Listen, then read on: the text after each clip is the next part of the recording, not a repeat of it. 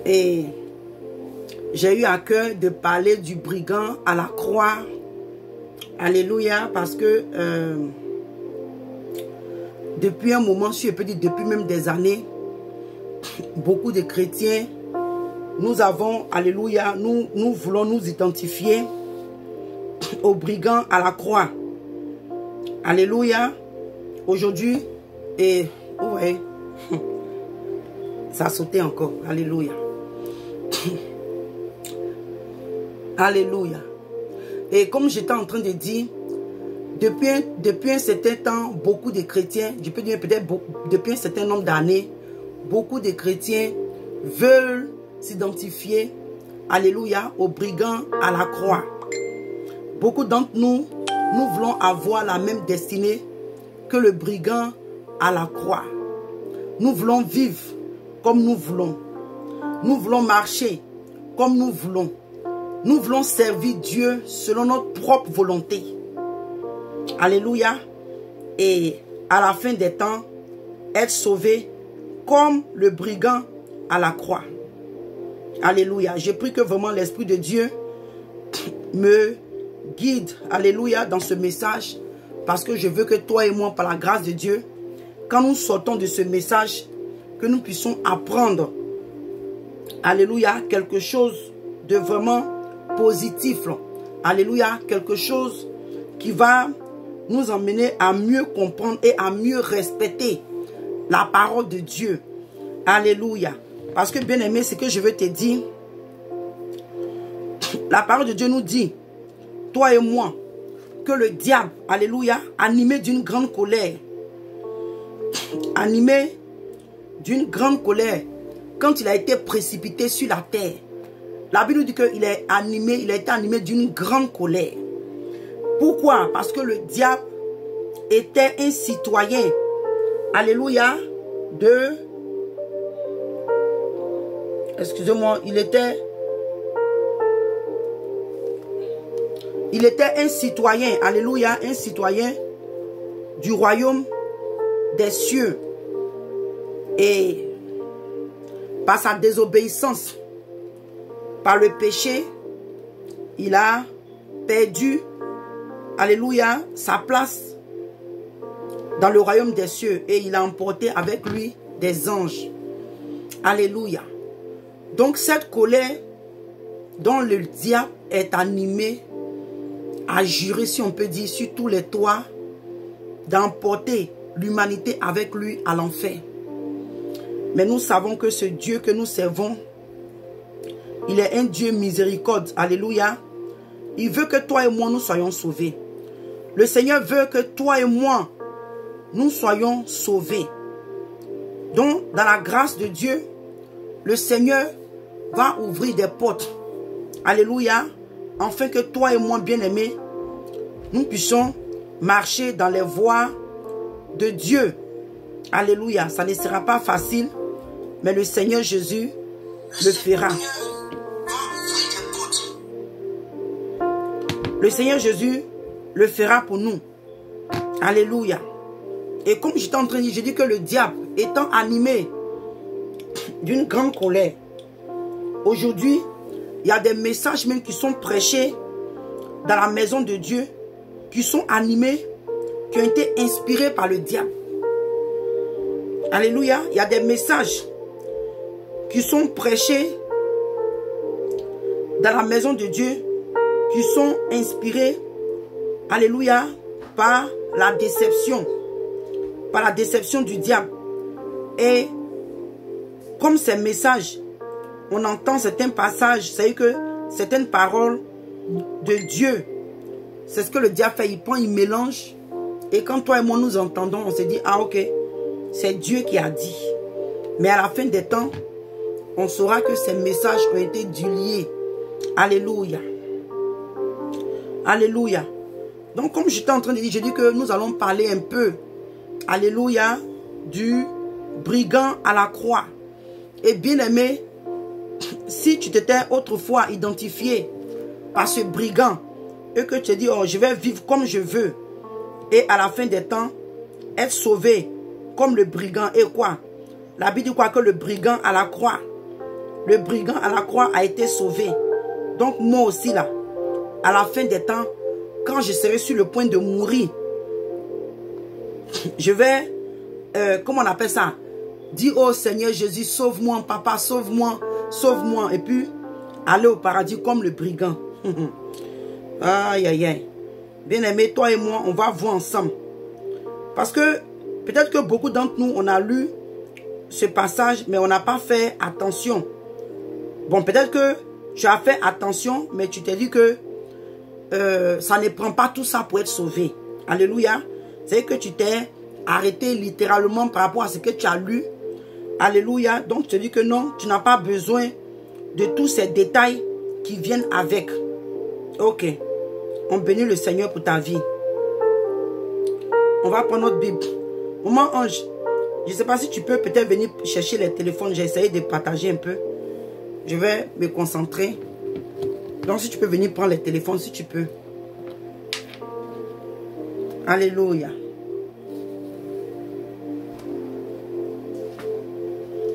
Alléluia. Donc, comme je dis, on va voir ensemble. Alléluia. Et je prie réellement que le Saint-Esprit vraiment m'aide. On va dans le livre de Matthieu.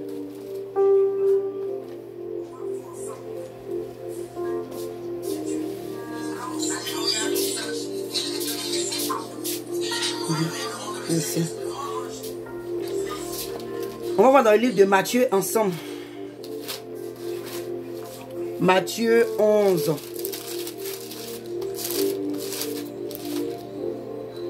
Matthieu 11, verset 12. Alléluia. La parole de Dieu te dit, si toi et moi, il dit que Matthieu 11, verset 12, il dit que depuis le temps de Jean-Baptiste jusqu'à présent, le royaume des cieux est forcé. Et ce sont les violents qui s'en emparent.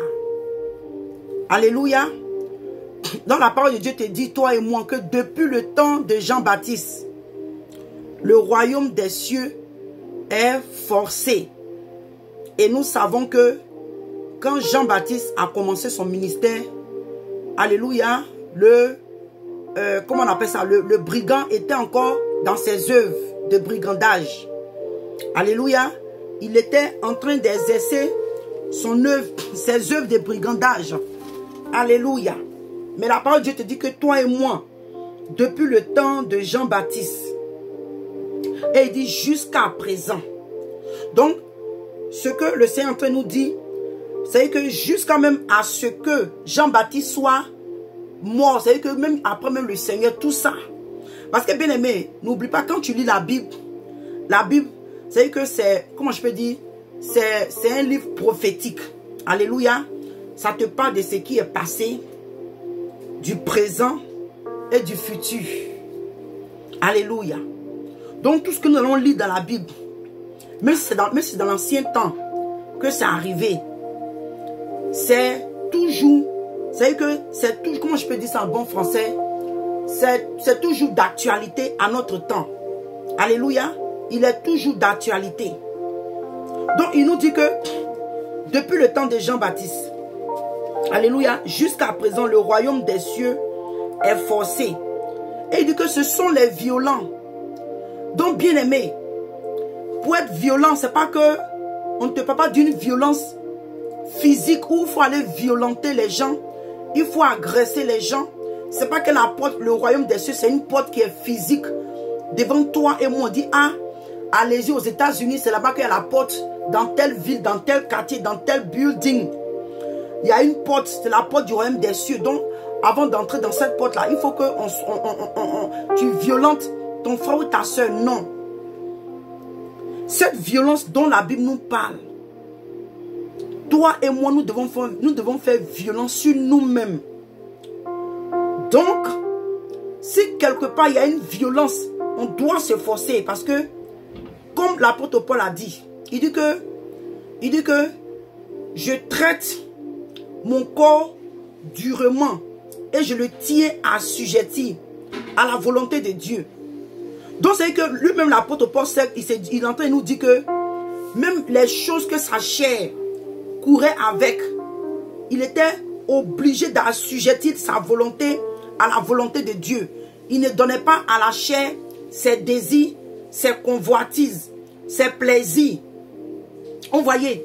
Donc, bien aimé, si toi et moi, nous sommes en ce temps, et que tu t'es toujours identifié au brigand à la croix, tu dis, oh, moi, je sais que parce que il y a des gens qui aiment dire, oh, et pour vous, vous aimez trop juger, vous aimez condamner. Et le brigand à la croix, et le brigand à la croix, il était brigand, et puis Jésus l'a sauvé.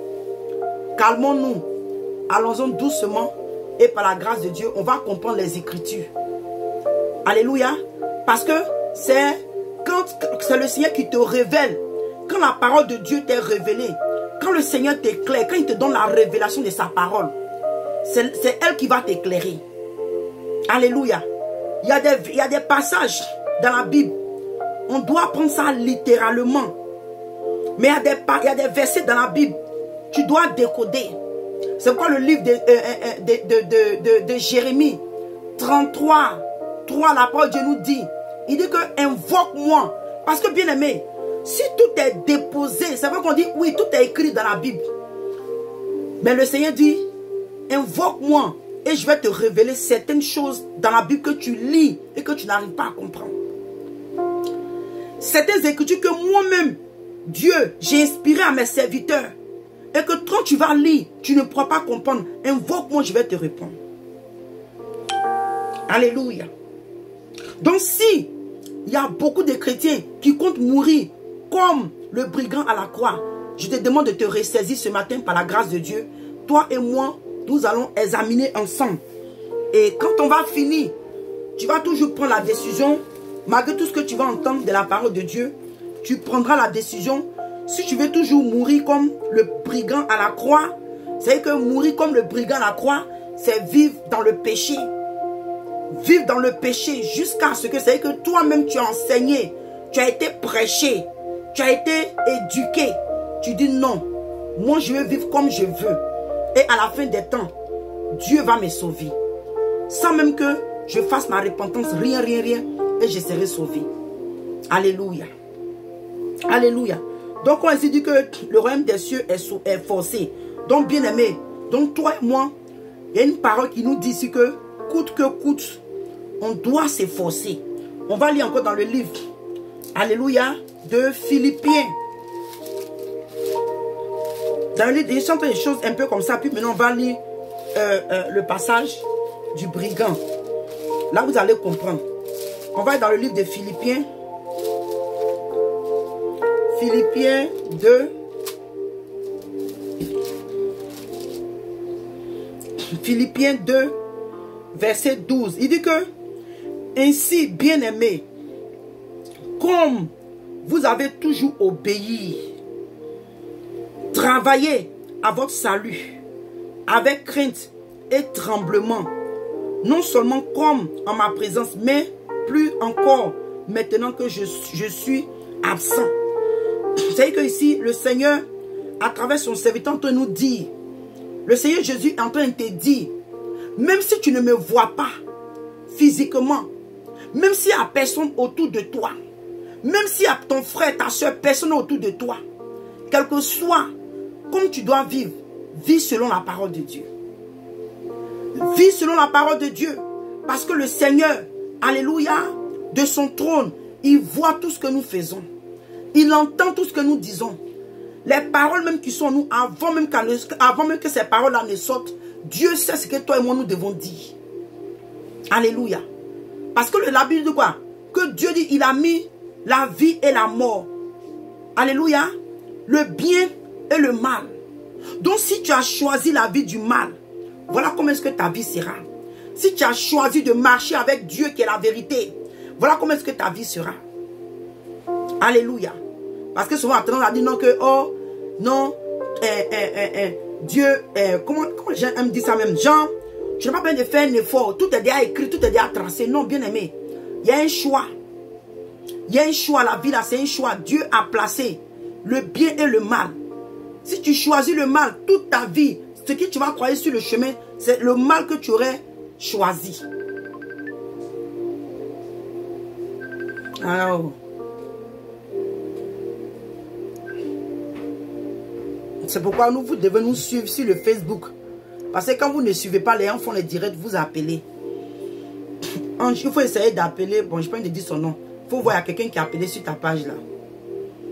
Alléluia. Vous voyez? Donc, bien aimé, il dit que toi et moi, on doit travailler sur notre salut avec crainte. Donc, bien aimé, pourquoi est-ce que l'apôtre Paul pouvait nous dire, vivons comme nous voulons, marchons, parce que nous pouvons être sauvés comme le brigand à la croix. Mais pourquoi est-ce que dans les Écritures, l'apôtre Paul, Pierre, Luc, c'est que les disciples qui ont écrit, alléluia, les épîtres, la parole de Dieu, dont Dieu a inspiré, pourquoi est-ce que nous encourageait toujours à demeurer, à s'efforcer? Parce qu'il sait que rentrer dans le royaume des cieux ne sera pas une petite histoire. Parce que le livre de Matthieu, je crois le livre de Matthieu 7, à partir du verset 13 à 14, il dit que le chemin étroit là, il dit qu'il y en a peu qui trouvent. Mais il dit que le chemin qui est large et spacieux, il dit qu'il y a beaucoup qui s'égarent. Donc bien aimé, si toi et moi, on pense que c'est valable, c'est une doctrine, c'est une loi, on n'a pas besoin de s'efforcer à vivre comme Dieu. Parce qu'il y a le salut, alléluia, de brigand à la croix. Nous, on veut être comme le brigand à la croix, bien aimé. Après la mort du brigand, on ne devait plus avoir d'autres épîtres. J'espère que bien aimé, vous êtes en train de me suivre, hein, et j'ai pris que vraiment l'Esprit de Dieu nous parle. Si ce n'était pas avec souffrance, difficulté, avec combat, avec sueur, avec pleurs, avec endurance, avec persévérance, alléluia. Si ce n'est pas avec ces choses-là qu'on devait hériter le royaume des cieux, bien aimé, on aurait dit, oh, le Seigneur Jésus a accompli ça. Comment je peux dire, le plan du salut à la croix, c'est fini. On n'a plus besoin de travailler sur notre salut. Le Seigneur a déjà tout payé. Ok, toute l'humanité, même ceux qui vont naître après, aux extrémités de la terre, nous allons être sauvés comme le brigand. Bien aimé. Parce que moi, si j'étais comme ça, je lisais toute la parole de Dieu littéralement.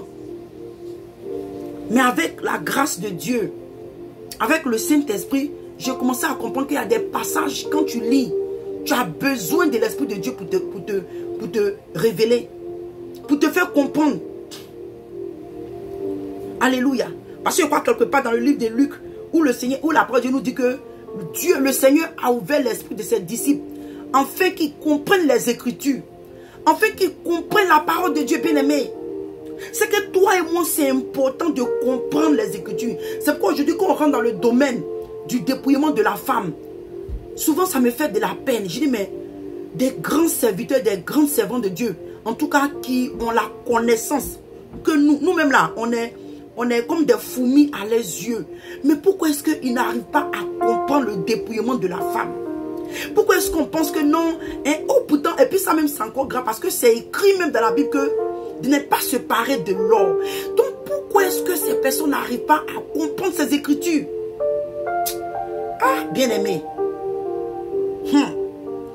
Mais comme je dis, aujourd'hui, nous allons parler, alléluia, du brigand à la croix.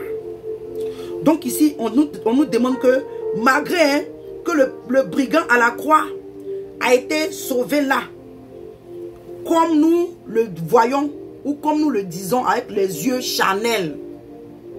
Alléluia. Parce que si nous comprenons par la grâce de Dieu ce qui s'est passé ce jour, on ne va pas voir que Jésus est venu juste prendre le brigand et puis partir avec lui.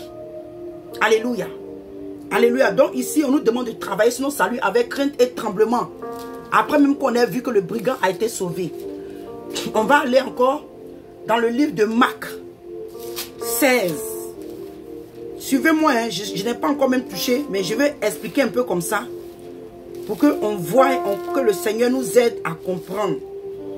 Bien-aimés, nous venons ici sur la toile. Nous-mêmes là, il y a des messages qu'on donne sur la toile là. Dieu encore ouvre notre esprit. Nous-mêmes là, on se parle à nous-mêmes aussi. Vous voyez, parce que c'est l'esprit de Dieu qui t'inspire, tu parles. Et quand tu es en train de faire le direct, Dieu même va te faire comprendre des choses. Donc c'est pas qu'on vient en tant que des puissantes ou en tant que des sauvés déjà, comme on dit dans l'église catholique, confirmés. Comment on dit? Baptême et puis confirmation, un truc comme ça. Non.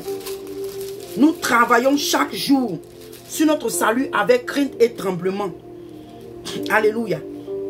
Et ici dans le livre de Luc 16, 15 à 16, il dit, puis il leur dit, allez partout. Il dit, allez partout le monde et prêchez la bonne nouvelle à toute la création. Celui qui croira et qui sera baptisé sera sauvé. Mais celui qui ne croit pas sera condamné. Alléluia. Donc malgré que le brigand a été sauvé par justesse comme ça, puis tout le monde aujourd'hui, il y a une grande majorité des chrétiens sur la terre. C'est que eux, quand ils sont là, leur méditation, oh, comme le brigand la croix, comme le brigand la croix, comme le brigand la croix, pour ne pas traverser leur salut. En tout cas, eux, leur vie là, leur méditation, c'est le brigand à la croix. Il dit, après que, comment on appelle ça, le brigand, parce que c'est là, le Seigneur lui a parlé après sa résurrection. Alléluia. Donc le brigand était déjà sauvé. Le Seigneur pourrait nous dire que vous savez quoi? Allez-y, annoncez. Dites aux gens, aux créations, que de la manière que le brigand a été sauvé à la croix, toute personne, tout homme, toute femme, toute personne sera sauvée comme lui. Vous voyez? Bien aimé. Mais il a dit allez par tout le monde et prêcher la bonne nouvelle. Bien aimé. La bonne nouvelle, parce que voilà encore, il y a un problème. Les gens pensent que la bonne nouvelle, là, c'est, on vient de dire Jésus t'aime. Hein, bien aimé. Ok, je vais faire une pause là. Une bonne nouvelle peut être que, bien aimé, tu vis, alléluia, dans un, comment on appelle ça, dans un, disons, tu es marié, tu as peut-être 2 ou 3 femmes. Tu es marié à une, et puis tu as 2 autres femmes. Or, tu n'as jamais entendu que c'est une vie d'adultère. La vie que tu es en train de mener là, c'est une vie d'adultère. Et si tu meurs dans ça, tu iras directement à l'enfer. Tu n'as jamais entendu, hein? C'est pas que tu as refusé de te conformer à la parole, mais tu n'as jamais entendu. Et par la grâce de Dieu, Dieu qui connaît ton cœur, il envoie son serviteur ou sa servante pour te dire, va et enseigne à mon serviteur ou à mon enfant. Parce que pourtant toi tu trouves du plaisir, tu as 3 femmes. Il y a une qui prépare, il y a une qui s'occupe des enfants, il y a une qui nettoie. C'est-à-dire que tu es comme un roi. Vous voyez comment c'est doux là? Tu trouves du plaisir. Mais quand le message viendra, on te dira que la vie que tu es en train de vivre va te conduire à l'enfer. C'est une bonne nouvelle pour toi. Parce que cette bonne nouvelle t'a emmené à échapper la mort. T'a amené à échapper la mort. Excusez-moi, je vais arrêter le hit là. Vous voyez, cette parole, cette bonne nouvelle, elle a été une bonne nouvelle pour toi. Parce que, à cause du fait que tu as su que la vie que tu es en train de mener est une vie d'adultère, tu risques d'aller à l'enfer. Dieu a amené son serviteur, il t'a parlé. Donc déjà, ça te fait éviter l'enfer. C'est une bonne nouvelle. Donc, ça encore, c'est quelque chose que les gens ont mal compris. Oh, bonne nouvelle, allez-y, arrêtez de prêcher la doctrine. Mais bien aimé, personne, aucun homme de Dieu, aucune femme de Dieu ne peut prêcher l'évangile sans prêcher la doctrine. Parce que Christ est la doctrine. La doctrine, c'est Christ. Il dit que la doctrine de Christ, quelque part, quand l'apôtre Paul est en train de parler, il dit que nous prêchons la doctrine de Christ. Donc tu ne peux pas prêcher l'évangile sans prêcher Christ, sans prêcher la doctrine. Alléluia. Donc bien aimé, vous voyez, dans cette bonne nouvelle-là, c'est une bonne nouvelle qui va te faire échapper la mort. Cette bonne nouvelle dont le Seigneur va te faire échapper l'enfer. Cette bonne nouvelle dont le Seigneur va te faire échapper, Alléluia, les pièges de l'ennemi. Ce n'est pas que seulement dit, oh, Jésus t'aime, il est mort pour toi à la croix, il t'aime, viens au paradis. Non, non, non, non. Parce que les gens pensent que venir dire à un être humain ou bien à une personne, à un frère, une soeur, ou bien une brebis, oh, Jésus t'aime, c'est une bonne nouvelle, c'est faux. La personne peut être en train de vivre dans le péché. Tu vas cogner sur son péché, ça lui fait mal. Pour lui, il ne dira pas que c'est une bonne nouvelle, mais quand il va se conformer à sa parole, et qu'il va marcher dans les voies de Dieu, et que demain il va au paradis, il va dire waouh, ah, cette personne-là, ça a été une bonne nouvelle qui m'a été annoncée, parce que à cause de cette nouvelle, cette parole, j'ai échappé la mort. C'est ça. Donc il dit que à toute la création, et il dit que celui qui croira. Donc bien aimé, comment est-ce que toi tu as dit à quelqu'un que Jésus t'aime? Ou bien Jésus fait ça et puis il ne va pas croire. Parce que généralement il y a quelque chose qui va t'énerver un peu. Tu as dit non, je ne crois pas. Donc il dit que celui qui croira, alléluia, et qui sera baptisé, sera sauvé. Bien aimé, tu ne dis pas que oui. Oh, je crois simplement. Baptisez-moi, baptisez-moi. Au nom de Jésus. Ou au nom du Père, du Fils et du Saint-Esprit. Et je suis sauvé. Non, non, non. Bien aimé. Ça encore, tu ne dois pas prendre ça littéralement. Parce que comme la parole de Dieu pour nous dit dans le livre de quoi? Il dit Jean 3,16. Il dit que Dieu a tant aimé le monde. Et il a donné son Fils unique Jésus. Afin que quiconque croit en lui ne périsse pas, mais qu'il ait la vie éternelle. Bien aimé. Je l'ai toujours dit, quand tu crois à un Dieu étranger, tu crois en ce marabout-là. Qu'est-ce que tu fais de ce marabout? Tout ce que le marabout te dit, tu obéis, tu fais ce que le marabout te dit. Vous voyez? Donc tu n'as pas me dit que non, comme il s'agit de Jésus, il dit que si je crois seulement, non, non, non. Non seulement tu vas croire, mais tu dois pratiquer ce qu'il dit. C'est ce qui emmènera aux gens, ou à Dieu même, à croire que oui, mon fils croit en moi. Parce que les enseignements, la parole que j'ai donnée à mon fils, il les a pratiqués. Donc aujourd'hui, il y a des gens qui prêchent seulement littéralement la parole de Dieu. Comme l'apôtre Dieu pouvait dire que, l'apôtre Paul pouvait dire, l'apôtre Paul, oui, a dit que, il dit que ce ministère qu'ils ont reçu, ce n'est pas le ministère de la lettre. Alléluia. Car la lettre tue. Mais il dit, l'esprit vivifie. Et beaucoup de nos prédicateurs, nos pasteurs qui nous enseignent tous les jours, beaucoup d'entre eux courent avec la lettre. Et c'est ce qui fatigue aujourd'hui les enfants de Dieu. Parce que bien aimé, c'est trop facile. On dit que celui qui croit il sera sauvé. Ah mais bien aimé, moi je me dis, ah oui je crois, oui oui. Tu m'as expliqué cet homme là, il est venu, il est mort à la croix, il a dit ça. Oui, sa parole là, je crois, oui, oui, c'est vrai, je crois. Ok, donc je suis sauvé. Je continue ma vie de fornication, de mensonge, de vol, de duplicité, de fraude. Mais je crois que Jésus est mort pour moi, mais je vis ma vie de péché. Quand tu prends cette parole littéralement, c'est à ça qu'elle te conduit. Quand tu prends cette parole, le livre de Jean 3,16, littéralement, c'est à ça qu'elle te conduit. Tu demeures dans le péché, alléluia, mais tu crois quelque part que Jésus est mort pour toi. Oh, le fait que le Seigneur est mort pour toi à la croix doit t'emmener à pratiquer sa parole, doit t'emmener à suivre sa parole, à vivre selon sa parole. Alléluia.